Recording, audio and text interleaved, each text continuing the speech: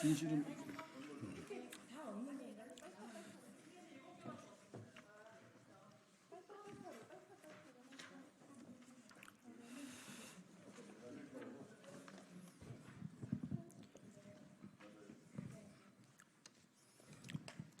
네, 언론인 여러분 안녕하십니까? 수고 많으십니다. 오늘 윤석열 대통령이 우려했던 대로 순직해병 특검법을 거부했습니다.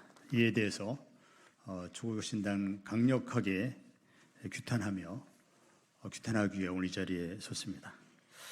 그러면 준비된 기자회견문을 제가 낭독하고 기자회견문 낭독이 끝난 후에 백브리핑 장소로 이동을 해서 언론인 여러분들 질문이 있으면 답변 드리는 순서로 진행하겠습니다.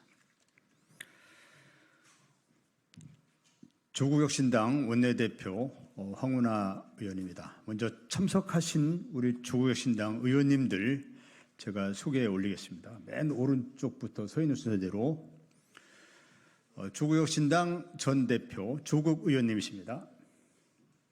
이혜민 의원님이십니다. 강경숙 의원님이십니다. 검찰독재 조기정책 특별위원장 박은정 의원님이십니다. 신장식 의원님이십니다. 김선민 의원님이십니다. 정춘생 의원님이십니다. 김재원 의원님이십니다. 차규근 의원님이십니다. 순직해병 특검법 거부한 자 특검 조사를 받게 될 것이다. 윤석열 대통령이 순직해병 특검법을 거부하였습니다. 벌써 15번째 거부권 행사입니다. 최 해병이 어떻게 순직에 이르게 됐는지 책임이 있는 지휘관에게 책임을 물으려는데 수사를 방해한 자가 누구인지 밝히려는 특검이었습니다.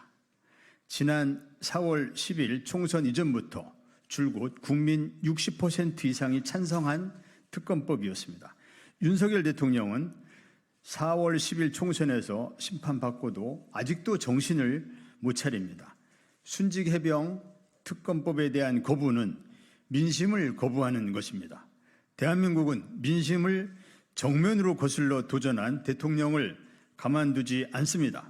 조국혁신당은 그 민심을 받들겠습니다. 한덕수 국무총리가 주재한 오늘 국무회의는 압도적 다수의 찬성으로 국회를 통과한 순직해병 특검법에 대해 윤 대통령에게 제2요구권을 건의하기로 의결했고 해외 순방 중인 윤 대통령은 전자결제 방식으로 재가를 했습니다. 조국혁신당은 윤 대통령이 거부한 특검법을 국회에서 재의결하기 위해 총력을 기울일 것입니다. 국민 눈높이, 민심을 거론하면서도 이번 특검법에 반대했던 국민의힘 의원들 설득에도 적극 나설 것입니다. 그럼에도 끝내 국회 재의결에 실패한다면 조국혁신당은 윤석열 특검법을 발의할 것입니다.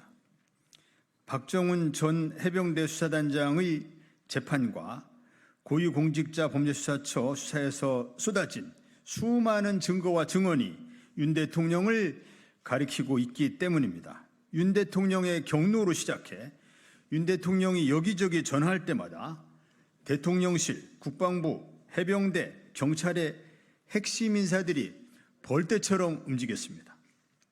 박정훈 대령이 보직해임당하고 항명 혐의로 기소됐습니다. 이종섭 당시 국방부 장관의 결재를 받아 경북경찰청에 이첩했던 서류를 국방부가 되가져옵니다. 순직해병 특검법으로 수사 외압의 진상을 규명하려는데 윤 대통령이 거부했습니다. 그래서 이제는 윤석열 대통령을 수사 대상으로 하는 특검법이 필요합니다.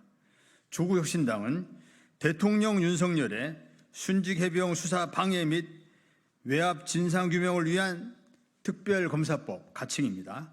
을 뜻을 같이 하는 야당 의원들과 함께 발의할 것입니다. 경북경찰청의 어제 조사 결과를 보면 임성근 당시 사단장은 혐의가 없다는데 윤 대통령이 사단장 한 명을 지키려고 왜 그렇게 무리수를 뒀는지 여전히 의문입니다. 윤 대통령의 배우자 김건희 여사의 그림자도 어른거립니다. 김 여사가 임성근 구명 로비의 주요 창구였다는 정황도 드러나고 있습니다. 김 여사도 윤석열 특검의 조사 대상이 될 것입니다.